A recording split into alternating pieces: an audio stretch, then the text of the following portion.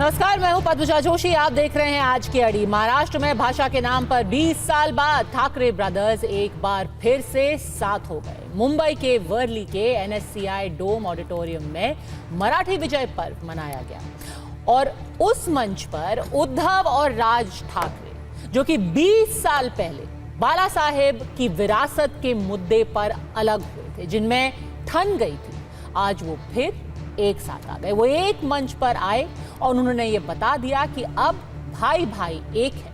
Auditorium में 10,000 से ज्यादा लोगों की भीड़ थी। इस एकता का जश्न मना रहे थे, नारे लग रहे थे। हिंदी के नाम पर उद्धव और राज ठाकरे ने बीजेपी पर जमकर हमला बोला और घूम फिर कर आज फिर ठाकरे ब्रदर्स ने यह साबित कर दिया कि इनकी राजनीति एक बार फिर से भाषा को बिल्कुल केंद्र में ले आई। यानी कि इनकी राजनीति अब इस भाषा के मुद्दे पर मराठी मानुस के मुद्दे के ही इर्द गिर्द घूमेगी और इसी को लेकर के लगातार वो हमलावर होंगे भारतीय जनता पार्टी पर। मंच पर सबसे पहले राज ठाकरे ने संबोधन शुरू किया। अपने 25 मिनट के भाषण में वो सबसे ज्यादा हिंदी के खिलाफ अपनी आक्रामकता दिखा रहे थे। मराठी मानुष के बीच अपनी खोई जमीन वापस पाने के लिए पहले तो वो अपने उद्धव भाई के साथ मिल गए और फिर आज उस मंच से अपने कार्यकर्ताओं को मराठी ना बोलने वालों के खिलाफ गुंडागर्दी करने की एक तरीके से खुली छूट दे दी। उन्होंने साफ कहा कि जो मराठी बोलने में ज्यादा नाटक करें उनके कान के नीचे एक दे दो। लेकिन इस रेस में उद्धव ठाकरे भी आज पीछे नहीं दिखे। मराठी के नाम पर राज ठाकरे के साथ एक होने की खुशी में उन्होंने भी उसी स्वर में बोला। उन्होंने कहा कि अगर मराठी के लिए लड़ना गुंडागर्दी है तो हां, हम गुंडे हैं। आणि हिंदी कशासाठी? हिंदी कोणासाठी? हिंदी त्या लहान लहान मुलांवरती जबरदस्ती करताय तुम्ही।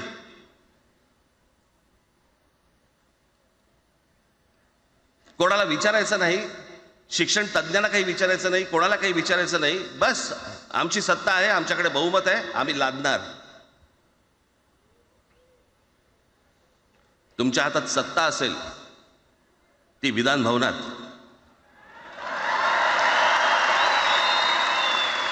आमच्याकडे सत्ता आहे रस्त्यावर।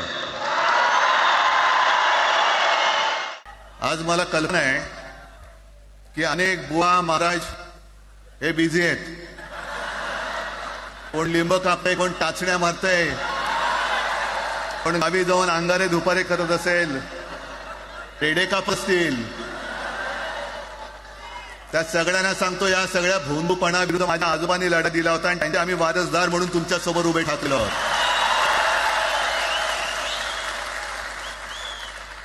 या नतद्रकांचा अनुभव घेतला आहे। वापरायचं आणि फेकून द्यायचं। आता आम्ही दोघं मिळून तुम्हाला फेकून देणार आहोत। आजपर्यंत वापर करून घेतलात। अरे डोक्यावरती जर का शिवसेना प्रमुख नसते तर तुम्हाला ओळखत कोण होतं या महाराष्ट्रामध्ये? सगळ्यात उच्च शिक्षित आहेत। जे काय यांची मध्यंतरी मी बोललो ना, भाजप ही अफवांची फॅक्टरी आहे। विनाकारण उठसूट काही मारामारी करायची गरज नाही आणि मारायची गरज नाही। पण जर जास्ती नाटकं केली तर कानाखाली आवाज काढलाच पाहिजे तुम्ही। पण चूक त्यांची असली पाहिजे। आणि एका गोष्टीचं लक्षात ठेवा, अशी कधी गोष्ट कराल त्याचे व्हिडिओ काढू नका।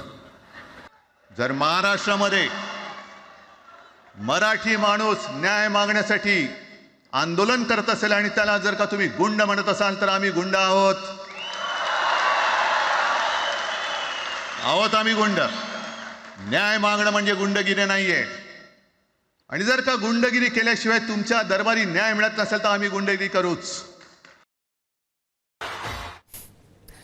अब आप सोचिए आज की मीटिंग किस पृष्ठभूमि में हो रही है। पिछले कुछ महीनों से राज ठाकरे ने अपनी लाइन और लेंथ तो एकदम साफ कर दी है। हिंदी के मुद्दे पे, हिंदी बनाम मराठी के मुद्दे पे लगातार उनके कार्यकर्ता सड़कों पर उतर करके कभी किसी सब्जी बेचने वाले से, कभी किसी ऑटो रिक्शा ड्राइवर से उलझ रहे थे।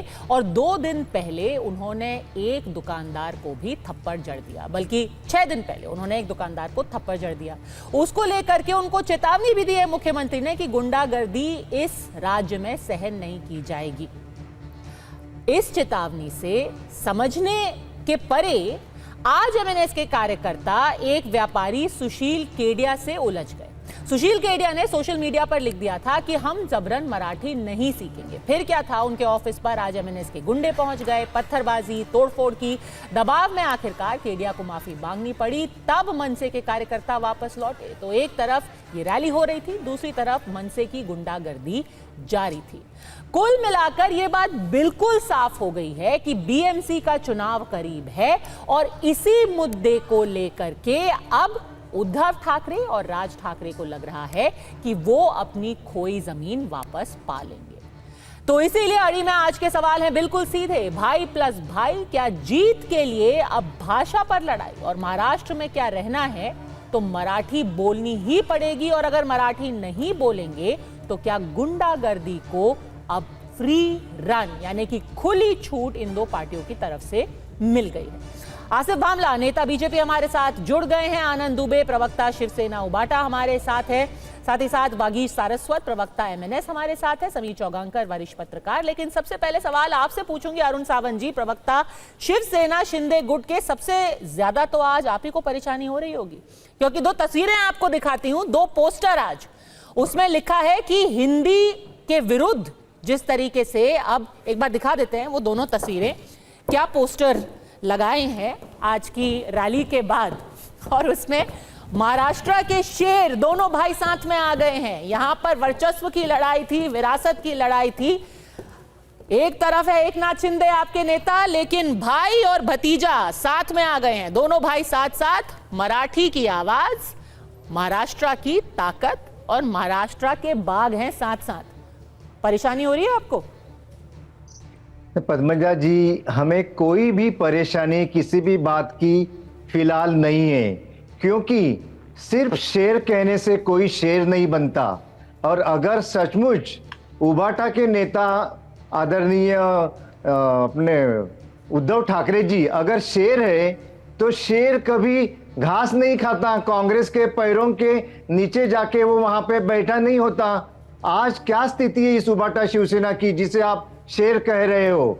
रही बात राज ठाकरे जी की, तो हाँ वो शेरदिल आदमी है, ये तो मैं जरूर कहूंगा, क्योंकि राज ठाकरे जी के पास भले कोई नगर सेवक ना हो, आमदार ना हो या कोई मंत्री ना हो, लेकिन आज भी जनता उनके साथ है, भले उन्हें वोट ना देती हो। अरे एक सेकंड आनंद दुबे जी, ये तो अब आपको परेशान होना चाहिए। देखिए, सारी बुराई उद्धव ठाकरे की और राज ठाकरे जी की आज भी बढ़ाई कर रही है शिवसेना शिंदे।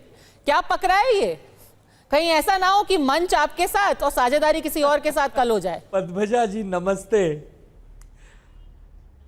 पद्मजा जी नमस्ते। ये नमस्ते। ऐसा दर्द, ऐसा जख्म मिला है शिंदे सेना को, न तो ये बता सकते हैं और न सेना दुबे जी, शिंदे सेना नाम की कोई सेना है ही नहीं। न आए एक महाराष्ट्र में तो एक भी तो है चर्चा। शिवसेना और दूसरी है उबाटा शिवसेना। शांत हो आप जाइए, सेना मत बनाइए, शांत हो जाइए, शांत हो जाइए। गलत बोलने वालों के साथ हम शांतता से व्यवहार नहीं करते। कहोगे दिए ने अपना नाम सूरज रख लिया तो क्या सूरज कहोगे? अरे भाई, सूरज के सामने आंखों के ऊपर का चश्मा तो हटाइए, बोला नहीं, फिर कौन दिया है और कौन सूरज है ये आपको पता चल जाएगा। पद्मजा जी, विषय ये है, तीर बहुत सही जगह लगा है। पद्मजा जी, का तीर लगा है। ये राज ठाकरे जी के यहाँ बार बार जाके डिनर कर रहे थे, तीर में बार दम कहाँ बार है डोरे तीर डाल लगने रहे के थे, लिए? और राज ठाकरे जी ने कहा कि उद्धव जी मेरे भाई हैं, माझे बंधु वाले मेरे भाई आ गए, दो भाई एक मंच पे आए, गले से गले मिले, हाथ से हाथ मिले, दिल से दिल मिले। पूरे महाराष्ट्र के मराठी जनता ने ताली बजाई, हर्षोल्लास किया, जोश में जश्न मनाया। ये इनको अच्छा थोड़ी लगेगा। ये तो विलाप कर रहे हैं, आलाप कर रहे हैं, अपने मालिक के दरबार में जाकर रो रहे हैं कि हमें बचाइए, हमारे लिए कुछ सोचिए। जय हिंद, जय महाराष्ट्र, जय गुजरात के नारे लगा रहे हैं। तो कितनी कठिन समय से गुजर रहे हैं। मिला है, इनको दवाई दीजिए, इन्हें आराम करने की सलाह दीजिए।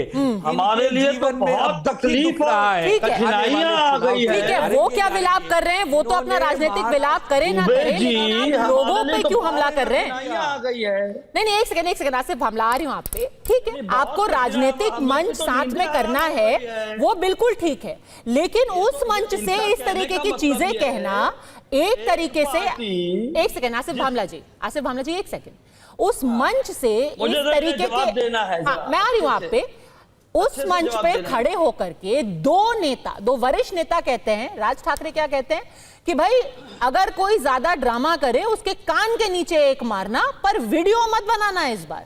और उद्धव ठाकरे कहते हैं कि भाई हम तो न्याय की लड़ाई लड़ रहे हैं, हाँ हम हैं गुंडे।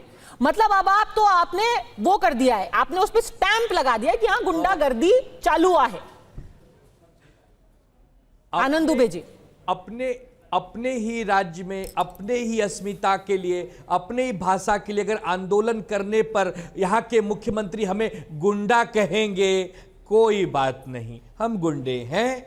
अगर अपने मराठी के लिए हमें लड़ते हुए आप गुंडा कहेंगे तो हम गुंडे हैं। लेकिन किस लिए गुंडे हैं? किसी का घर लूटने के लिए नहीं, किसी के घर में आग लगाने के लिए नहीं, किसी की पार्टी तोड़ने के लिए नहीं, किसी की दुकान तोड़ने के लिए, किसी का बाप चुराने के लिए नहीं, महाराष्ट्र की अस्मिता के लिए हम गुंडे हैं। गुंडे हैं। नहीं, महाराष्ट्र की अस्मिता के लिए लड़ना गुंडागर्दी नहीं है। लोगों को थप्पड़ मारना, किसी की दुकान तोड़ना, एक गार्ड को एक थप्पड़ मार देना, कहना कि किसी के कान के नीचे बजाओ, ये गुंडागर्दी है। ये तो गुंडागर्दी है, ये कोई आंदोलन नहीं है। कान के नीचे बजाना ये मेरे शब्द भी नहीं। मुख्यमंत्री जी को समझाइए, हम भारत के संविधान में रहते हुए, भारत के कानून का सम्मान करते हुए अगर हम कोई कदम करते हैं तो वो माफी योग्य है। अगर हम हिंसा करते हैं तो कानून व्यवस्था में पकड़ेगी। आनंद दुबे जी, कौन सा संविधान आप पढ़ रहे हैं भाई? एक प्रति हम सबको भी दे दीजिए। भारत के कौन से संविधान में लिखा है कि ये कहना कि किसी के कान के नीचे एक मार देना, बस वीडियो मत बनाना, ये कौन से संविधान में है? कौन सा आंदोलन है? कौन से देश का संविधान आप पढ़ रहे हैं आनंद दुबे जी? नहीं, देखिए वो उनका स्टाइल है, राज ठाकरे जी का स्टाइल। अरे स्टाइल क्या है? तस्वीरें दिखाइए। आज जब आप खड़े हुए थे एक मंच पर, आज मनसे के कार्यकर्ता दुकान में तोड़फोड़ कर रहे थे। सर, कौन सी स्टाइल, कौन सा कानून, कौन सा संविधान? तो ये क्या मनसे का अलग संविधान है? उन पर अरे इनका क्या मान और क्या संविधान है? कानूनन सजा मिलेगी ना, कानूनन प्रक्रिया से गुजरेंगे। आसिफ मामला क्यों इतना कूद रहे हैं? ये बेचैनी का कारण क्या आसिफ जी? हमने तो सवाल एक, हम बहुत बेचैन हैं। आप बीच में कूद क्यों रहे? आप बी टीम है क्या? आप ए टीम है क्या? आप कौन है? आप पर्दे के पीछे डायरेक्टर हैं क्या? आप असली मालिक हैं क्या? आप कौन है? नहीं, आप बतियाइए कब आप कौन है ये बताता हूं मैं आपको। रुकिए जरा, मुंह बंद कर टेप और जिप लगाइए अपने मुंह पर, ओके? और सुनिए सर आराम से। मेरा कहने का मतलब है हमारी तो नींदें हराम हो गई, हमारे तोते उड़ गए। एक तरफ एक पार्टी है जिसके पास 20 से भी कम एमएलए है, दूसरी तरफ पार्टी है जो इसके पास 0 एमएलए नहीं है, जिनके अपने बेटे का डिपॉजिट वो बचा नहीं पाए हैं। और इतना बड़ा हो हल्ला हो गया है कि भारतीय जनता पार्टी की नींदें आराम हो गई। अब हमें तो ऐसा लग रहा है कि पानी मांगने की देर आ गई है, ये नौबत आ गई है इनके अनुसार। अरे भैया, 1 और 1 11 नहीं होते, माफ करना, ये केवल फिल्मों में होता है। और मराठी का अभिमान जिसकी आप बात कर रहे हो ना, वो अभिमान हमको भी है। हम भी मराठी यहाँ इस चैनल पे अभी फटाफट बोल सकते हैं, लेकिन मराठी के का मान सम्मान अभिमान रखने का मतलब ये नहीं है क्योंकि संविधान तुम नहीं जानते हो कि अन्य भाषाओं का भी मान सम्मान, ये देश एक एक तिरंगा है, कई भाषाओं का है उसमें एक मेल। मैं आपसे ये पूछना चाहता हूं कि ये कमजोर लोगों पर जो आप लोग जो है कोशिश करते, उला उबर वाले हो गए, ये हो गए, जिनकी कोई सियासी बैकिंग नहीं है, उन पर हीरोगिरी और दादागिरी दिखा के आप क्या कर रहे हो? यहां मैं खुलकर स्पष्ट कहना चाहूंगा आनंद दुबे, कि दोबारा ये दादागिरी और गरीब कमजोर लोगों को अगर डरा धमका जाएगा तो राज्य के मुख्यमंत्री आदरणीय देवेंद्र फडणवीस जी, who is a man with an iron fist, he will not tolerate this thing। और छोड़िए, मैं ये पूछना चाहता हूं कि यही आदित्य ठाकरे, जरूर मेरे अच्छे संबंध होंगे, यही आदित्य ठाकरे कहते थे मैं उस पार्टी के बारे में बात नहीं करना चाहता हूं जिसका कोई जनाधार नहीं है। यही उद्धव जी कहते थे, हम उनके साथ जब मरहूम बाला साहब जिंदा थे, हमारे पीठ पे खंजर इन्होंने खोपा है। आज क्या हो गया?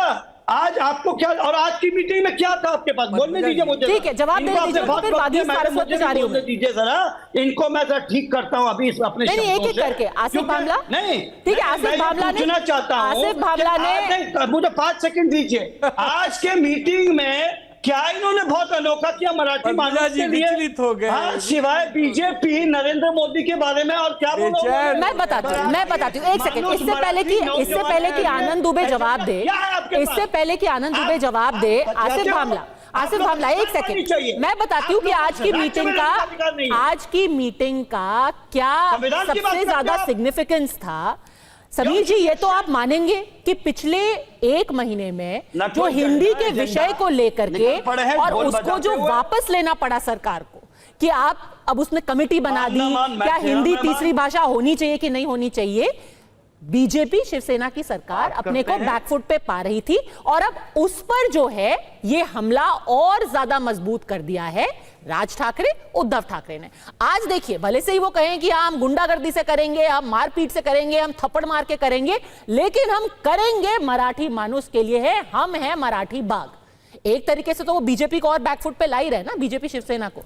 समीर जी, देखिए, निश्चित रूप से देखिए, उद्धव ठाकरे और राज ठाकरे तो एक ही परिवार से रहे, डिफरेंस ऑफ ओपिनियन रहे कि भाई शिवसेना कौन संभालेगा। उद्धव ठाकरे से राज ठाकरे अलग हो गए, अपने अलग पार्टी बनाई, 20 साल में बहुत स्टेब्लिश नहीं हो पाए। उद्धव ठाकरे भी राजनीति से कमजोर हो गए, लेकिन दोनों का मूल तो एक ही है। ठाकरे परिवार मातोश्री से निकले हुए दोनों मराठी अस्मिता की बात करते हैं। मराठी की राजनीति बाला साहब ठाकरे से सीखी उन्होंने, और अब उनको लग रहा है कि मराठी की राजनीति के अलावा उनके पास कोई विकल्प नहीं है। अब दोनों उसी को राजनीति को लेकर महाराष्ट्र के बीएमसी चुनाव में जाएंगे। अगले लोकसभा चुनाव 2029 का उसी पर लड़ेंगे, 2030 का लड़ेंगे। आज अगर राज ठाकरे उद्धव ठाकरे मंच पर साथ आए हैं, और जिस तरीके से इसके अलावा अगर आप देखेंगे तो आदित्य ठाकरे और अमित ठाकरे मिले हैं, तो यह तय है कि इनके बीच तमाम मतभेद और मतभेद थे उसको दूर कर लिया गया है। पार्टी कैसे चलेगी, क्या महाराष्ट्र नरेंद्र सेना का उद्धव ठाकरे की पार्टी में विलय हुआ, किस तरीके से टिकट डिस्ट्रीब्यूशन होगा, पूरे भविष्य की रणनीति इन्होंने तय की। और मुझे लगता है लंबे समय के लिए अब इनका गठबंधन बना है, यह सिर्फ आज की रैली तक नहीं था। आज की रैली से 2 बातें बहुत साफ हो गई है कि राज ठाकरे उद्धव ठाकरे तो एकजुट हो गए, लेकिन महाविकास आघाड़ी में अब कांग्रेस से उद्धव ठाकरे बाहर निकल चुके हैं, ये तय है। क्योंकि आज कांग्रेस का कोई लीडर नहीं था। सुप्रिया सुले जरूर आई थी वहां पर, जितेंद्र आव्हाड थे, जयंत चौधरी थे जो राष्ट्रवादी कांग्रेस के प्रदेश अध्यक्ष है। तो यह तय है कि अब उद्धव ठाकरे महाविकास आघाड़ी में नहीं रहेंगे। अब वो राज ठाकरे के साथ मिलकर महाराष्ट्र की राजनीति, जो खाटी मराठी राजनीति जिसे कहते हैं, या स्ट्रीट फाइट की राजनीति जिसके लिए शिवसेना जानी जाती थी, अब महाराष्ट्र की सड़कों पर आपको वो लड़ाई देखने को मिलेगी। और राज ठाकरे निश्चित रूप से अच्छे वक्त आए। ये कह देना कि भाई राज ठाकरे के पास एक भी विधायक नहीं है, एक भी पार्षद नहीं है, लेकिन राज ठाकरे से मिलने देवेंद्र फडणवीस घर पे जाते हैं, राज ठाकरे से मिलने बाबा भूसे शिक्षा मंत्री समझाने जाते हैं कि भाई मराठी को क्या है। सारे बड़े नेता राज ठाकरे के घर पे पास जाते हैं। तो इसका मतलब ये नहीं कि राज ठाकरे की हैसियत नहीं है, राज ठाकरे अपना प्रभाव रखते हैं। और अब उद्धव ठाकरे और राज ठाकरे मिलकर महाराष्ट्र की राजनीति में कोई प्रभाव नहीं है, एक और एक मिलकर 11 बनते हैं, या दोनों खत्म होते हैं, आने वाला समय बताएगा। आपको बैकफुट पे लाया मराठी की राजनीति मुझे लग रहा है बहुत इंटरेस्टिंग होने वाली है, और भारतीय जनता पार्टी के लिए चुनौती होगी कि वो मराठी वोट बैंक अपना कैसे बचा के रखती है। कैसे बचाएंगे मराठी वोट बैंक आप और शिंदे साहब दोनों? आसिफ बामला चुनकर नहीं लाए पद्मजा जी, क्या प्रभाव होगा इनका? आर्य आनंद दुबे, अरे पद्मजा जी, हमें भी अवसर दीजिए। इनके अपने बेटों की डिपॉजिट जब्त हुई है, क्या प्रभाव है? ठीक है, पब्लिक जमा होकर खुश हो गए, ढोल ताशे बचा दिए, ये प्रभाव है तुम्हारा? तो खुश रहो रात को। ठीक है, आप बिल्कुल कॉन्फिडेंट है। वागीश सारस्वत से पूछ लेते हैं। लेकिन ये मैं आपको बताना चाहूंगा यदि कोई ये सोचता है कि कानून की व्यवस्था या अव्यवस्था में कोई परेशानी करेंगे, तो मैं आपको ये बता देना चाह रहा हूं, ये देवेंद्र फडणवीस जी की सरकार है और यहाँ पर एकनाथ शिंदे जी, अजीत पवार, हम सब मिलकर हैं। यहाँ पर ये सब किस्म की जो छक्का पंजा है ये बिल्कुल नहीं चलेगा। बताइए वागीश सारस्वत। एजेंडा था आपका आज मीटिंग में, सिवाय भारतीय जनता पार्टी के खिलाफ बोलने के लिए। वागीश सारस्वत, नहीं चलेगी, ये आपका आखिरी राजनीतिक दाव है उद्धव ठाकरे के साथ मिल करके। आसिफ भामला ने चेता लिया है कि आपकी दाल नहीं गलने वाली, चाहे जितनी गुंडागर्दी कर लीजिए, चाहे जितना लोगों को डरा धमका लीजिए, कोई गुंडागर्दी नहीं होगी, नहीं आपकी दाल गलेगी। वागीश सारस्वत। आसिफ भामला इस बात से खुश हो सकते हैं कि उनकी काली दाल गल रही है और वो भी काली दाल गल रही है, के साथ गल रही जनता ने डाला है। ऐसे देवेंद्र, आसिफ जी जरा सुन लीजिए, अभी तक आप भौंक रहे थे, जरा सुन लीजिए, लोगों ने आपको बहुत शांति से सुना है। अब जरा सुनना सीखिए आसिफ जी। राज ठाकरे जी तब आपको चलते हैं जब मोदी जी के साथ मंच शेयर करते हैं। राज ठाकरे जी तब आपको चलते हैं जब वो भारतीय जनता पार्टी को समर्थन घोषित करते हैं, और जब उद्धव ठाकरे जी के साथ राज ठाकरे जी जाकर के बैठते हैं तब हमें खुशी है, अभिनंदन है। आपको ये बर्दाश्त ही नहीं हो रहा है। हमें खुशी है। आपको कोई खुशी नहीं है, आपकी जलन दिखाई दे रही है। अरे आपको बिल्कुल खुशी नहीं है। आप जिस तरह से भरमाए हुए हैं, जिस तरह से बकाए हुए हैं, आपकी भाषा बता रही है कि आप बिल्कुल भी बर्दाश्त नहीं। सुनिए आसिफ जी, जरा मेहरबानी करके सुनना चाहिए। एक अगर आप यहाँ बैठे हैं तो सुनने की ताकत रखिए। आप सिर्फ बोलते जाएंगे, इसका मतलब ये नहीं है कि दूसरे लोगों को बोलना नहीं आता है। आप सुन रहे हैं थोड़ी देर तो मैं बात करूं अपनी। क्रेडिबिलिटी थी ना, वो भी बेड़ा गर्क कर दोगे आप। अच्छा है, एक मलिया में कर दोगे आप। बोलने दीजिए उनको। जो थोड़ा बहुत उद्धव जी की जो खत्म हुई क्या राज ठाकरे जी का साथ लेके? राज ठाकरे जी ने जब भारतीय जनता पार्टी का प्रचार किया तब भाजपा की क्रेडिबिलिटी खत्म हुई थी क्या?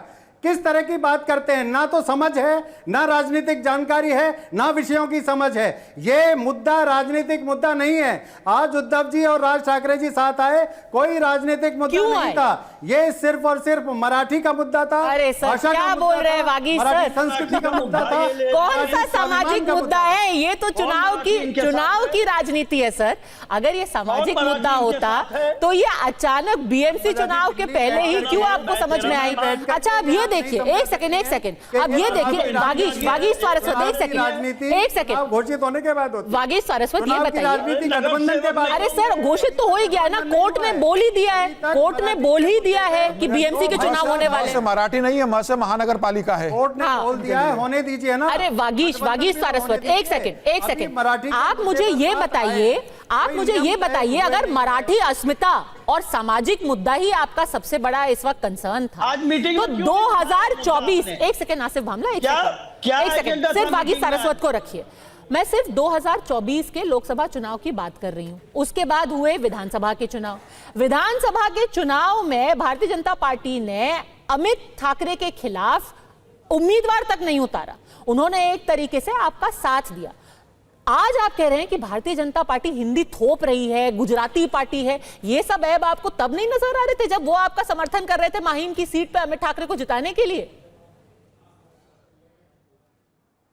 पद्मजा जी, जो आप कह रही हैं इसका मतलब आपको जरा सा भी चुनावी समझ नहीं है। क्योंकि अगर आपको माहिम के चुनाव की समझ होती, अमित ठाकरे के चुनाव का सारा कुछ पता होता, तो भारतीय जनता पार्टी की वो सीट नहीं थी, भारतीय जनता पार्टी के हिस्से की नहीं थी। एकनाथ शिंदे ने अपना उम्मीदवार उतारा था। अरे राजनीति में कैसी बात कर रहे हैं? शिवसेना, एकनाथ शिंदे की शिवसेना और भारतीय जनता पार्टी साथ में मिलकर चुनाव लड़ रहे हैं, तो वो क्या अपने गठबंधन अपना कैंडिडेट ना उतारे? हमारे उम्मीदवार का प्रचार। भारतीय जनता पार्टी ने ये खबर थी ना कि एकनाथ शिंदे से बोला था, उतारा है तो लड़ाई हुई ना। और अगर उसमें हमारा वागीश सारस्वत गलत है। माहिम, अगर अमित ठाकरे थे और वो चुनाव हार गए जी, दादर में आने वाली आपकी माहिम सीट पे राज ठाकरे की पकड़ है वहां पर, तो राज ठाकरे ने वहां कैंडिडेट क्यों खड़ा किया था? राज ठाकरे का ये बयान था कि माहिम से मेरा बेटा, चाहे उद्धव ठाकरे कैंडिडेट उतारे, चाहे बीजेपी, चाहे एकनाथ, वहां से मेरा बेटा जीतेगा।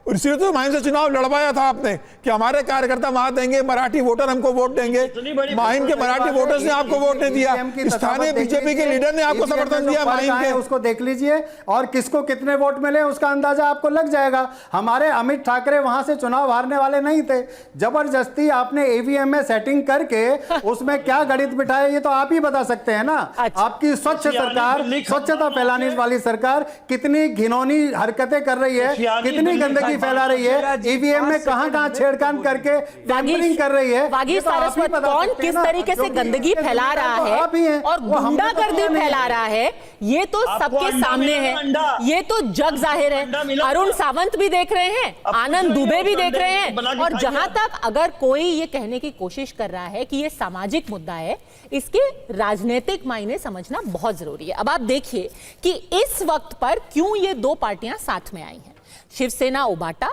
और मनसे। क्या रहा है मनसे का अभी तक का जो पॉलिटिकल परफॉर्मेंस है और क्यों बीएमसी में खास तौर पर, ना उनके पास अभी कोई लोकसभा की सीट है, ना उनके पास कोई विधानसभा की सीट है, लेकिन बीएमसी क्या सच में वो किसी तरीके का उनको लाभ दे पाएंगे, उद्धव ठाकरे को किस तरीके का फायदा दे पाएंगे? अब आप देखिए किस तरीके से इनका रिकॉर्ड रहा है बीएमसी चुनाव के अंदर, और यहां पे अभी भी राज ठाकरे की पकड़ है। 2006 से 2009 के बीच में 12 निगमों में 45 सीटें थी मनसे के पास और वोट शेयर था उनका करीब करीब 6% के आसपास। फिर आगे अगर हम देखें 2009-2014 के बीच में उनकी सीटें बढ़कर के 162 पे पहुंच गई और वोट शेयर देखिए 12.5% उनका वोट शेयर हो गया। लेकिन कुछ ही सालों बाद उनका वोट शेयर महज 4% से भी कम रह गया और सिर्फ 26 सीटें उनकी रह गई हैं। 2014 से 2019 के बीच की ये हालात है। क्या आपको सच में लगता है आनंद दुबे जी कि जिनका वोट शेयर बीएमसी में भी 4% से नीचे था, अब आपके लिए किसी काम के हो सकते हैं, या फिर आप दोनों को ही उम्मीद है कि एक तरीके से कर देंगे वो साथ में मिल करके मराठी के मुद्दे पे ही थोड़ा आप दोनों का बढ़ जाएगा? अरे जो बच्ची कुछ है वो भी खत्म हो जाएगी। अच्छा इंसाफ रहे। आसिफ बामला जी, आनंद दुबे को बोलने तो दीजिए। सबसे पहले तो आप हम पे बहुत अन्याय करते हैं। अभी जो बच्चा कुछ है वो भी खत्म होगा। पद्मजा जी, सबसे पहले तो आप हम पे बहुत अन्याय करती हैं जी। बेगानी शादी में अब्दुल्ला दीवाना से पूछती हैं, बेगानों की शादी हो रही, हम बेगाने हैं, हमारे यहां कोई जश्न हो रहा है, उसमें अब्दुल्ला दीवाना बीजेपी से क्यों पूछती हैं? आप हमसे पूछिए ना, हम जवाब दे ही लेते हैं। हमारे मित्र के पास वोट शेयर कम हो चाहे ज्यादा हो, वो हमारे मित्र हैं, वो हमारे भाई हैं, खून का रिश्ता है। ये अलग बात है हम कई साल अलग अलग रहे, दूर दूर रहे, करण अर्जुन समान रहे, अलग अलग दलों के लिए काम किए, लेकिन हैं तो भाई। अच्छा। हम अपने भाई के साथ बैठेंगे, मिलेंगे, अपनी आवाज उठाएंगे, हमें जनता अगर पसंद करेगी हमें वोट देगी। ये कैसे आप तय कर सकते हैं कि उनके पास तो कम वोट हैं, आपके पास तो ज्यादा हैं, अरे कैसे जीतेंगे? ये हमारी रणनीति का हिस्सा है। समय आएगा तो हम अपने पत्ते खोलेंगे, लेकिन आज हम एक हुए हैं, किसी के चेहरे पे नहीं दिख रही है। हम एक कैसे हो गए? अब्दुल्ला दीवाना से पूछा जा रहा है, अब्दुल्ला दीवाना बताएंगे अब कि भैया इनके यहाँ क्या खुशी है। हमारे घर में क्या खिचड़ी पक रही है दीवाने साहब, उस दीवानों से नहीं खराब हो गई। हम मस्तानों की बात है, हम मस्ताने कर लेंगे, इसमें ये दीवाने कहां से आ गए? खैर इसलिए आ गए अब्दुल्ला बीच में क्योंकि उस अब्दुल्ला का नाम महाराष्ट्र की आपने अपने आज के मंच से जब अब्दुल्ला का नाम इतनी बार लिया, जब भारतीय जनता पार्टी का नाम इतनी बार लिया, तो अब्दुल्ला तो फिर दीवाना होगा ही ना, क्योंकि आप भी थोड़े थोड़े उसके दीवाने दिखाई दे रहे थे। क्यों? अरे दीवाने ये है और मस्ताने हम हैं। हाँ, और वैसे मैं एक चीज कहना चाहती हूँ, मैं एक चीज दिखाना चाहती हूँ उससे पहले कि अरुण सावंत आपका जवाब दे। देखिए दो भाई साथ में आए, आनंद दुबे जी ने इतनी इमोशनल स्पीच दी कि सारे लोगों की आंखों में आंसू आ गए, थोड़े थोड़े के आंसू टपक भी गए। क्यों अरुण सावंत जी? वैसे 2024 का ये मैं आर्टिकल दिखाना चाहती हूँ। 13 नवंबर 2024 एक प्रेस वार्ता में उद्धव ठाकरे से पूछा गया कि भाई क्या आप अमित ठाकरे का समर्थन करेंगे माहिम में? उन्होंने ये देखिए, ये हेडलाइन है 13 नवंबर 2024, उन्होंने कहा मेरी बीमारी का जिसने मजाक उड़ाया उसका साथ देना तो छोड़ो, मैं उसका नाम तक नहीं सुनना चाहता। आज आप कह रहे हैं दो भाई हैं, करण अर्जुन है, बिछड़ गए थे, पर प्रेम परस्पर रहता है। 13 नवंबर को 1 साल से कम पहले वो नाम तक नहीं सुनना चाहते थे राज ठाकरे का, मीडिया पर भड़क रहे थे। आज देखिए अरुण सावंत जी, पद्मजा जी, क्या भाईचारा है। इन सारी बातों का क्या मतलब निकलता है?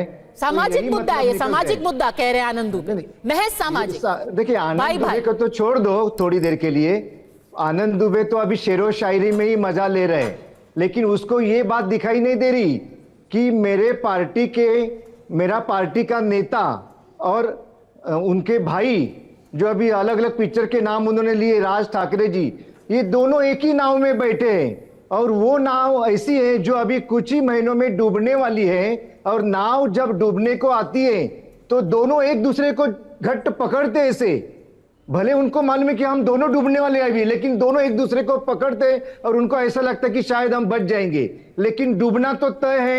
महाराष्ट्र की जनता को ये इन सारी बातों में कोई बिल्कुल इंटरेस्ट नहीं है। महाराष्ट्र की जनता को विकास चाहिए, यहाँ पे प्रगति चाहिए, और ये महायुति सरकार पिछले 3 सालों से बहुत अच्छे यहाँ पर काफी अच्छे कदम उठाए और काफी विकास के अच्छे काम हो रहे। अभी हुआ क्या है, सामने स्थानीय निकाय के चुनाव आए हैं, तो अभी सब कुछ तो डूब गए हैं। तो चलो एक आखिरी दाव दोनों जन डाल के देखते कि एक हो जाते हैं, शायद महाराष्ट्र की जनता को ये पसंद आएगा और हमें वोट दे। लेकिन महाराष्ट्र की जनता को भी ये मालूम है कि हमें ये दोनों कुछ भी नहीं दे सकते हैं, और कुछ ही महीनों के कुछ ही हफ्तों में आप देखिए ये दोनों भाई आज एक हुए हैं, लेकिन भविष्य में ये चुनाव आने तक क्या ये एक साथ रह सकते हैं? आनंद दुबे मुझे तो जी, बिल्कुल शक है ये दोनों एक साथ रह नहीं सकते, क्योंकि इन दोनों में अभी काफी पद्मजा बातें जी, होनी बाकी है। पद्मजा जी, आनंद दुबे को ये सब जानते हैं आनंद दुबे, लेकिन वो पद्मजा जवाब नहीं जी, देंगे। पद्मजा आनंद जी, दुबे एक बड़बोले प्रवक्ता है। पद्मजा संजय जी, राउत के बाद आनंद दुबे, अगर किसी पद्मजा का जी, नाम लगता है तो वो आनंद दुबे पद्मजा को जी, लगता है कि पद्मजा जी, बड़बोलेगिरी करना और पद्मजा जी, अलग अलग चैनल के पद्मजा ऊपर जी, इन्हें आकर शांत अच्छा ठीक है आनंद दुबे, बारे में अपनी शांत बात कराइए, रखना। इनको शांत कराइए, इनको शांत कराइए, इनको शांत कराइए, इनको नहीं, शांत आप कराइए। बात कीजिए, मैं शांत रहने वाले से नहीं हूँ। आपको जो बात करनी हो आप सुपुआ करना तो शुरू बोले कीजिए। आप टाइम पास मत कीजिए, सुपुआ बात तो करना शुरू बोले कीजिए। बोले छलनी भी बोले, जिसमें 72 छेद है, यही जो तो है ना, खुद एक यही- बहुत बड़े यही राजनीतिक दल के कहावतें गुलाम करते हैं, करते और वो हमारे डायलॉगबाजी राजनीतिक करते करते भविष्य को बता आपकी रहे पार्टी हैं, कब खत्म जो हुई कह रहे हैं कि आपको नहीं नाव मालूम डूब जाती है। इसीलिए- ठीक है, नाव छोटी है, लहरों में कभी कभी जी, फंस जाती है। इनको ये अरे मालूम ही डूबने नहीं को तो पड़ा बड़ी कि कब जहाज आपकी पार्टी टाइटैनिक डूब खत्म गई हुई। थी, जिसके लिए पूरी दुनिया ने कहा था ये भी नहीं डूबेगी।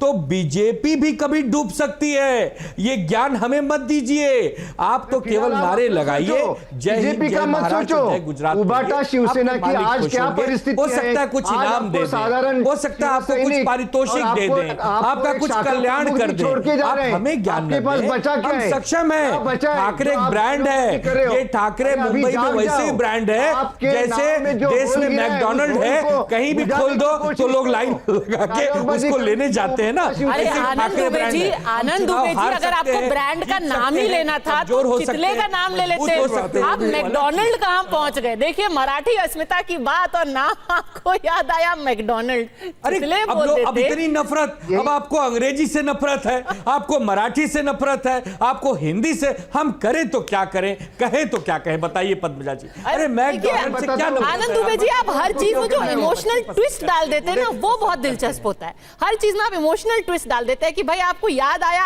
आपको मैकडोनल्ड, और आप मेरे पे इमोशनल कार्ड डाल रहे हैं। क्यों? अरुण सावंत, देखिए देखिए देखिए, जहां तक इमोशन, देखिए पॉलिटिक्स होता भावना पे ही है। आज आप पूछ रहे हैं कि भाई शिवसेना के पास, उबाटा के पास क्या बचा है? शिवसेना आज इस मंच पर कह रही है कि मराठी के सम्मान में उबाटा मैदान में, एक हिंदी को, और ये इनका कहना, ये इनका प्लैंक होगा कि आपकी सरकार ने हिंदी थोपने की कोशिश की, हम खड़े रह करके उससे लड़ाई कर रहे थे, आपने कुछ नहीं किया। पद्मजा जी, ये सिर्फ और सिर्फ डायलॉगबाजी करना जानते हैं। मुझे आप ये बताइए कि पिछले 20 साल से इनको किसने रोका था मराठी अस्मिता का मान सम्मान करने से, महाराष्ट्र को बचाने से, और मराठी मानुस और मराठी भाषा को बचाने से इनको किसने रोका था? ये क्यों एक नहीं हुए 20 साल से? ये अलग क्यों नहीं? बता दीजिए बताइए अभी। अब आपको ये इनसे शिकायत है कि 20 साल पहले इनको साथ में रहना चाहिए था। आनंद, हम एक हो तो तकलीफ, हम एक ना हो तो तकलीफ। सोचिए इनकी तकलीफ हमें कोई कितनी तकलीफ बड़ी नहीं है। है। इन्हें पहले पानी हमें पिलाया कोई जाए तकलीफ नहीं और है। इनको आप पहले साथ ये बिठाया तय कीजिए जाए। ये बेचैन है, कि ये विचलित आपको है। क्या करना है। कोई बात नहीं, दर्द हुआ है, दवाई लीजिए, आराम कीजिए, कुछ दिन गांव में भाई जाकर साहब, कुछ दिन आपकी आराम पार्टी करें। डूब रही है और दर्द आप ठीक होगा डायलॉग मेरे बाजी भाई। कर रहे हैं यहाँ इस चैनल पर दर्द को आकर। छलकाइए मत। आप कम से कम इस 2 दर्द अच्छी को बातें तो छलकाइए जनता को मत। बताइए। पूरा देश आपकी देख रहा पार्टी है क्या कर रही है और क्या करने वाली है। आपके दर्द नहीं, पर को, पूरा देश तो ये आपके भी दर्द देख रहा है को ना। हम महसूस कर पूरा सकते हैं। देश तो दिया ये भी है देख रहा है। आपको, ठीक है, हम महसूस आपने, आप दोनों साथ में आए हैं, आप दोनों को लगता है कि आपकी मदद होगी, आप मराठी मानुस का एक तरीके से चेहरा बन जाएंगे। लेकिन वागीश सारस्वत, लोग ये भी पूछेंगे, जैसे कि सावंत साहब पूछ रहे हैं, वो कह रहे हैं ये तो अवसरवादिता है ना। जब आपको लगा कि कुछ काम नहीं कर रहा, जब लगातार हमारे वोट नीचे जाते जा रहे हैं, और एक बार फिर से देखिए कि कैसे सीटें मनसे की खास तौर पर घटी हैं लगातार। शिवसेना का भी हम थोड़ी देर में दिखाएंगे, लेकिन मनसे का किस तरीके से राजनीतिक ग्राफ लगातार नीचे जाता रहा है। अब क्या ये एक अकेला, जिसको कहते हैं ना कि डूबते को मराठी के तिनके का सहारा ही सही, वागीश सारस्वत, ये देखिए आंकड़े, क्या हिंदी के मुद्दे से ही मनसे की किस्मत चमकेगी। 2009 में उनकी सीटें थी 13 और वोट शेयर काफी ठीक था, उनका करीब 6% वोट शेयर था मनसे का जब विधानसभा के चुनाव हुए थे। फिर आइए 2014 पे उनकी सीट घट के रह गई 1, वोट शेयर 3% के आसपास रह गया। फिर जो अगला चुनाव हुआ था 2019 में, उनका वोट शेयर और भी घट गया, सीट थी 1 और वोट शेयर 2.5% से भी कम था। और 2024 के विधानसभा चुनाव में एक भी सीट नहीं थी और 2% से भी कम आपका वोट शेयर रह गया था। तो अब बस यही एक सहारा है, लोगों को पीटो, लोगों को पिटवाओ, लोगों को लड़ाओ और किसी भी तरीके से अपनी किस्मत चमकाओ। बताइए। बच्ची कुची सभी थी ना, वो भी गई। अच्छा, बची खुची जमीन भी चली गई कह रहे हैं आसिफ भामरे। छवि अच्छा, छवि चली गई। बुझने के पहले पद्मजा जी टिमटिमाता है। अब यही हाल हुआ है। इन्होंने सारथी ऐसा पकड़ा है जिसके पास हाथ में अंडा है, जो दवाई लीजिए, दवाई लीजिए, अभी बहुत सहना है, नहीं जीता, अभी बहुत कुछ सहना है आपको। आप उसके बहुत दर्द छलकेगा अभी। उन्हीं के कहावत नहीं, और ये बोलेंगे, सुनिएगा आप इतिहास। पद्मजा, आप जरा मुंह बंद रखिए। आनंद जी, मैं पद्मजा जी से मुखातिब हो रहा हूँ। वागीश सारस्वत भी रखिए। हाँ जी, अभी आज की तारीख भी लिख लीजिएगा, और कुछ ही दिनों में जब इनके सीट के बंटवारे की अगर कभी युति हुई या ना हुई, उसके पहले कौन कहां बिक के कहां चले जाएगा ये भगवान जाने, और अभी आप हम देखेंगे। अब अगर इनकी जो बातें थी के उद्धव ठाकरे जी ने अपने आप पे एक केस लिया है क्या, ये तो राज ठाकरे जी का कहावत थी। उद्धव जी दूसरे तरफ से उद्धव और आदित्य कह रहे कि भाई इनका तो कुछ जनाधार नहीं, हम इनके विषय में बात ही क्यों करें। तो ऐसी जो बातें हैं अभी ये भविष्य में होने और आने वाली है, और ये बहुत ज्यादा दूर है, 1 ही महीने में। और इसी डिबेट में आप मुझे भी बताइए, क्योंकि मेरी भविष्यवाणी सही होती है। आसिफ भांगा, देखिए अब भविष्य किसने देखा है, लेकिन अगर वर्तमान की बात करें तो कोशिश तो आप भी कर रहे थे, मुलाकातें तो आपने भी की थी। अब आपके पाले में नहीं आए हैं तो आनंद दुबे, वागीश सारस्वत ये कह रहे हैं कि ये आपकी टीस है, ये आपका दर्द है। लेकिन वागीश सारस्वत, वापस मुद्दे पे आते हैं। लगातार आपकी जमीन खिसक रही है, लगातार जमीन खिसक रही है। क्या डूबते को मराठी के तिनके का ही सहारा है अब? अरे तो मराठी तो हम है। अरे एक सेकंड, मामला आप वागीश सारस्वत को बोलने तो दीजिए। वागीश सारस्वत क्या बोलेंगे बेचारे, उनकी बोलती बंद है, वैसे काहे उन्हें परेशान कर रहे हो आप बेचारे को। वागीश सारस्वत बोलिए, चलो अंडा लेके बोलो। हमें मौका दीजिए पद्मजा जी, हम बोलेंगे। महाराज, अरे सर, आप मनसे से हैं, ऐसा लग रहा है कि अब आप बोलते कम है, मारते ज्यादा है। कुछ तो बोलिए वागीश सारस्वत। लगा लिए, सब चीजें ठीक है। देखिए, हमारा करना दिखता है ना, बोल के ही सारा कुछ थोड़ी होने वाला है, हम करके दिखाते हैं। हम जब करके दिखाते हैं तो आप पूरे देश को दिखाते हैं, तो ये तो बहुत सर, जो आप करके दिखाते हैं वो तो पूरा दुनिया देख ही रहा है, कर रहे हैं ना। पर ये करके आप अपनी खिसकती हुई जमीन वापस तो नहीं ले सकते ना। दिखाएं, तो हम करके दिखा रहे हैं। आज हमने ये करके दिखाया कि दो भाई जो 20 साल पहले बिछड़े हुए थे वो आज एक मंच पे आ गए। हमने करके दिखाया था। आज पूरे देश में इस बात की चर्चा हो रही है। और आसिफ भाई जैसे कितने ही सारे लोगों के दिलों पर, कलेजों पर सांप लौट रहे हैं, उनको तकलीफ हो रही है कि ये दो भाई अगर एक हुए तो आखिर हुए क्यों? इनको एक नहीं होना चाहिए था, उन्हीं के पाले में बैठे रहना चाहिए था, उन्हीं का प्रचार करना चाहिए था। उनका बंटाढार करें तो ठीक है, किसी और का बंटाढार करने के लिए कोई कहे तो ये लोग तैयार नहीं होंगे। राज ठाकरे जी ने कभी भी राजनीति के लिए, चुनावी पराजय, चुनावी जीत के लिए कोई समझौता नहीं किया। हमने कभी अपने हार की चिंता नहीं की। हमारा वोट प्रतिशत आपने अभी दिखाया गिरता गया, हमको मंजूर है, हम जानते हैं, हम मानते हैं कि हमारा वोट प्रतिशत गिरा है, लेकिन हम इससे घबराए नहीं हैं। और आज राज ठाकरे जी ने एक बहुत सुंदर बात की है कि जो स्वयं सम्माननीय बाला साहब ठाकरे नहीं कर पाए, आज एक मुद्दा देके देवेंद्र फडणवीस ने वो काम कर दिया कि दो अलग हुए भाइयों को एक मंच पे लाकर इकट्ठा कर दिया।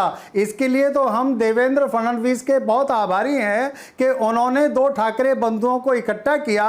और जो ठाकरे ब्रांड थोड़ा सा कहीं कमजोर पड़ता हुआ दिखाई दे रहा था, आज इतना भक्कम तरीके से पूरे महाराष्ट्र में वो तैनात हो चुका है कि सारे राजनीतिक दल जमीन में मिलने की तैयारी में दिखाई दे रहे हैं। इसीलिए वो छटपटा रहे हैं। और लगातार अब भी, जबकि आज ही मुलाकात हुई है, आज ही हमने विजय जल्लोष किया है, आज ही दोनों भाई एक साथ पूरे परिवार के साथ आए हैं, उसके बावजूद आज से ही ये कोशिश आसिफ मामला और समीर जी से पूछेंगे ये बहुत सोच समझकर राज ठाकरे ने बात की है। देखिए, एक तरीके से आपको श्रेय दे दिया है कि भाई बीजेपी ने वो कर दिखाया जो खुद बाला साहेब नहीं कर पाए, दो भाइयों को साथ नहीं रख पाए, घर का झगड़ा नहीं सुलझा पाए। चलिए, किया आपने अच्छे दिन ला दिए। आसिफ मामला, हम चाह रहे थे, अच्छी बात है, सही बोला उन्होंने, मैं समर्थन करता हूं इस बात का। मैं राज ठाकरे जी का समर्थन करता हूं क्योंकि देवेंद्र जी जैसा विद्वान और अक्लमंद नेता महाराष्ट्र में न था, ना है, ना होगा। एक बात वो हो गई सिद्ध। अब उन्हें पता था कि ये दिया बुझ रहा है और टिमटिमा रहा है। इनका तो एक का तो बेड़ा गर्क हो गया बेचारों का, कांग्रेस और अन्य पार्टी के संग जाकर। अब ये जो खत्म कहानी है ये इनके संग जुड़ जाएगी तो जो थोड़ा सा जो उनका उद्यान बचा हुआ है, या थोड़ा सा समाज में जो बची कुची है, वो भी खत्म हो जाएगी। तो ये सही कहा राज भाई ने। अरे पर बताइए ना, करता हूं कि हम दोनों को एक किया। वो तो कह रहे हैं कि देवेंद्र जी जितना, सुनिए, देवेंद्र जी जितना पॉलिटिकल एक्यूमेन वाला नेता महाराष्ट्र में न था, ना है, ना होगा। आनंद दुबे, देखिएगा दोनों के बीच में पहले अगले एक महीने के अंदर कितनी गाली गलौज होगी, दोनों कितनी खिसियानी बिल्ली खंबे नोचेंगे, और फिर दोनों का क्या असर होगा इलेक्शन में लड़ने के पहले। और अगर कभी जी, आनंद दुबे वो समर्थन कर रहे हैं। 5 सेकंड, अगर कभी जीत आ गए ना, तो वो राज ठाकरे किसके संग जाएंगे सरकार बनाने में, वो भी देख लीजिएगा। ठीक है, वो हम देखेंगे। वो समर्थन कर रहे हैं आसिफ मामला। आनंद दुबे जी ने क्या हो गया है, बोल देता हूँ, इन्हें क्या हो गया है, बेचारे एक एक करके प्लीज। आनंद दुबे वो खुद ही शांत हो जाएंगे तब तक। पद्मजा जी, हमारे मित्र आसिफ बामला जी को कटाक्ष समझ में नहीं आता है। राज ठाकरे जी ने कटाक्ष किया, पूरा देश समझ गया कि वो क्या कहना चाहते हैं, कि जो बाला साहब ठाकरे जी नहीं मेल मिलाप करवा पाए, वो एक गलत महाराष्ट्र द्रोह की नीति लाने की वजह से हमारे दोनों नेता एक हो गए। इतना छोटा सा विषय अगर आपको नहीं समझता, इसमें भी आप अगर अपना बड़प्पन चाहते हैं, तो आपके विवेक बुद्धि को बहुत बहुत प्रणाम है मेरे भाई। आप ऐसे ही हमको एक करते जाइए, आपको भगवान ऐसे ही सद्बुद्धि दे, आप हमें और मजबूत बनाते जाइए, ताकि आप महानगर पालिका के भी चुनाव हार जाइए, आप विधानसभा के भी चुनाव हार जाइए, और आप लोकसभा के भी चुनाव हार जाइए। क्यों? क्योंकि आप उदार हैं, करुणा के सागर हैं, आप दया निधि हैं, आप तो पूरी तरह से, कभी कभी तो लगता है कि आप भगवान हैं। क्यों? क्योंकि आप तो लोगों की सेवा करने आए हैं, दो बिछड़े दलों को मिलाने आए हैं। कितने अच्छे निर्मल मन के हैं आप आसिफ भाई। आपने न कभी पार्टियां तोड़ी हैं, न कभी चुनाव चिन्ह चुराए हैं, हैं, न कभी नाम चुराए हैं, अरे न तो ईडी आप लोग ने तो राज भेजी ठाकरे है, से कहा न था कि चुनाव वो आयोग को पार्टी तोड़ी है। बनाई है। आप तो अरे भाई, कितने ये महान आप ही का तो हैं, कहना है कि आप वो इतने राज ठाकरे महान हमारी हैं शिवसेना कि आपकी तोड़ी है। महानता पर पुस्तकें लिखी जानी अरे चाहिए, आनंद जी, उस आप ही ने तो पुस्तकों कहा को था कि गांव-गांव राज ठाकरे ने में बांटना पीठ पर चाहिए थोपा है। और आपकी जय जयकार करनी चाहिए। आपने तो हमें कहा लगता था कि है राज ठाकरे ने बाबा आप साहब अब की राजनीति पीठ पर छोड़ के खंजर थोपा आप है। कहीं महात्मा अब क्या बन कह रहे के हैं? लोगों को उपदेश हम तो दीजिए, तारीफ कर रहे हैं क्योंकि आप अब राज वैसे आनंद जी अगर जोड़ तोड़ करना बहुत और महान है, पाला हम तो बदलना बहुत छोटे हैं। महानता का अरे पैमाना है तो पद्मा जी फिर का ना, पद्मा महाराष्ट्र जी, के अंदर तो आप इन्हें पूछिए हर ना, पार्टी ही पद्मा महान जी। है। लेकिन उद्धव जी ने कहा इस कि बयान हमारी के पार्टी मायने को समझना राज बहुत ठाकरे जरूरी है। तोड़ी समीर है। जी, जिस तरीके से नाम लेकर के देवेंद्र फडणवीस के बारे में आज ये राज ठाकरे ने बोला है, इसके क्या मायने हैं? पहले जब मुख्यमंत्री बनना था तब ये कह के कि भाई वो ब्राह्मण है, किसी मराठा को बनना चाहिए, उस पर राजनीति हुई थी। अब दोबारा देवेंद्र फडणवीस को ही घेरने की कोशिश, क्या है, कैसे, क्या समझो इसमें? देखिए, मुझे लगता है राज ठाकरे ने कटाक्ष करने की कोशिश की थी। वो कटाक्ष था देवेंद्र फडणवीस के ऊपर कि जो बाला साहेब ठाकरे नहीं कर पाया वो देवेंद्र फडणवीस ने कर दिया। एक गलत निर्णय लेकर दो भाइयों को साथ में लेकर आए। देखिए, मुझे लगता है कि अगर महाराष्ट्र की राजनीति अगर आप देखेंगे तो मुंबई में अगर देखें बीएमसी में तो बहुत आसान नहीं है शिवसेना को खारिज करना। आज भी लोकसभा में 6 में से 3 सांसद उनके पास है और शिवसेना तो मुंबई प्रॉपर की पार्टी है। तो मुझे लग रहा है कि राज ठाकरे आने के बाद भारतीय जनता पार्टी बहुत मजबूत है। भारतीय जनता पार्टी को कोई चुनौती फिलहाल नहीं है, लेकिन निश्चित रूप से राज ठाकरे का 1.5 से 2% का वोट बैंक जो है, और बीएमसी में हार जीत जो होती है बहुत कम वोटों से होती है। ऐसे में राज ठाकरे अगर साथ देंगे तो निश्चित रूप से उद्धव ठाकरे को एक आधार मिलना तय है। लेकिन अब भारतीय जनता पार्टी राष्ट्रीय स्वयं संघ के कारण बंबई में बहुत मजबूत है, तो फिलहाल भारतीय जनता पार्टी को कोई चुनौती नहीं है। यह दिक्कत एकनाथ शिंदे के लिए मुझे लगता है ज़्यादा बड़ी है। अगर राज ठाकरे उद्धव ठाकरे साथ में आए तो यह भारतीय जनता पार्टी के लिए चुनौती नहीं है, ये आने वाले समय में एकनाथ शिंदे के लिए एक बड़ी चुनौती बनकर उभरेंगे। और एकनाथ शिंदे की राजनीति के लिए चिंता का विषय है, भारतीय जनता पार्टी के लिए चिंता का विषय नहीं है, क्योंकि भारतीय जनता पार्टी के पास अब विकल्प है 2029 के लोकसभा चुनाव में और 2030 के विधानसभा चुनाव में कि अगर एकनाथ शिंदे अपने ज्यादा पंख उड़ाते हैं तो उनके पास विकल्प है कि वो वापस उद्धव ठाकरे और राज ठाकरे जो एक हो गए उनके पास जा सकते हैं। चिंता एकनाथ शिंदे को करना चाहिए, भारतीय जनता पार्टी को नहीं। भारतीय जनता पार्टी बहुत बड़ी पार्टी है। और यही तो उबाटा भी कह रहे हैं अरुण सावंत जी। दे दिया है अरुण सावंत जी, हमें तो राज ठाकरे यही तो उद्धव ठाकरे कह रहे हैं कि जब आपके उप मुख्यमंत्री ने कल जा करके जय भारत, जय महाराष्ट्र, जय गुजरात बोल दिया, वो कह रहे हैं कि आपको भी थोड़ा थोड़ा डर सता रहा है कि कहीं कोई एक विकल्प तो नहीं सोच रही भारतीय जनता पार्टी, तो आपने भाई जय गुजरात भी जाकर के वहां बोल दिया। नहीं, ऐसी कोई बात नहीं पद्मजा जी। जिस प्रकार से समीर जी ने कहा कि असली डर जो है वो शिवसेना एकनाथ शिंदे जी को है, तो मैं इस बात को बिल्कुल मानता नहीं। क्यों? उसका कारण भी मैं यहाँ देना चाहूंगा, क्योंकि पिछले ये जो मुंबई की जनता जो है ना, खास करके महाराष्ट्र की तो है ही, लेकिन खास करके मुंबई के ऊपर मैं जोर लगाऊंगा कि जिस प्रकार से इस मुंबई को बनाने के लिए, इस मुंबई की जनता की सेवा करने के लिए, इस मुंबई की जनता की सेवा करने के लिए सड़कों पर उतरने का काम पिछले 3 सालों से आदरणीय एकनाथ शिंदे जी ने किया है, वैसे इस महाराष्ट्र के किसी भी मुख्यमंत्री ने आज तक किया नहीं था। और इसीलिए मुंबई की जनता उनको सराहती है कि मुख्यमंत्री हो तो ऐसा, उप मुख्यमंत्री हो तो ऐसा। रही दूसरी बात कि जिस प्रकार से आदरणीय एकनाथ शिंदे जी ने पुणे की सभा में भाषण खत्म होने के बाद जय हिंद कहा, उसके बाद जय महाराष्ट्र कहा, और सामने की पूरी 100% जनता गुजराती थी, इसीलिए उनका मान रखने के लिए उन्होंने जय गुजरात भी कहा। तो मुझे आप ये बताइए कि जय हिंद का मतलब क्या होता है? जय हिंद का मतलब अगर पूरा भारत है तो गुजरात भारत में ही आता है, ओडिशा भारत में ही आता है, बंगाल भारत में ही आता है। तो हम क्या, जय हिंद का मतलब ये नहीं हुआ कि जय गुजरात किया हमने? तो ये सिर्फ और सिर्फ राजनीति है। वो तो फिर कह रहे हैं जब भाषा का मुद्दा इतना गर्म है, आपने एक बार फिर से मराठी भाषा का अपमान कर दिया और मराठी भाषियों का अपमान कर दिया। नहीं, यही तो कह के वो बुलाएंगे। नहीं पद्मजा जी, ये उबाटा शिवसेना और मनसे जो अभी खत्म हो चुकी है, जिनके पास और दूसरा कोई विकल्प नहीं है, तो इस मुद्दे को गरम करते रहो कि देखिए इन्होंने मराठी के साथ महाराष्ट्र के साथ इन्होंने गुजरात का नाम लिया। इन्होंने गुजरात, क्या ये उद्धव ठाकरे जी जय गुजरात नहीं बोलते?